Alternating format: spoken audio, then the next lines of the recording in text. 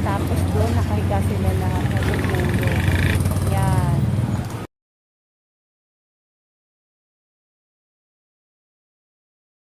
Yan yung pinaka-dede ni Miming na mayroon na talaga siyang pinaka-dede.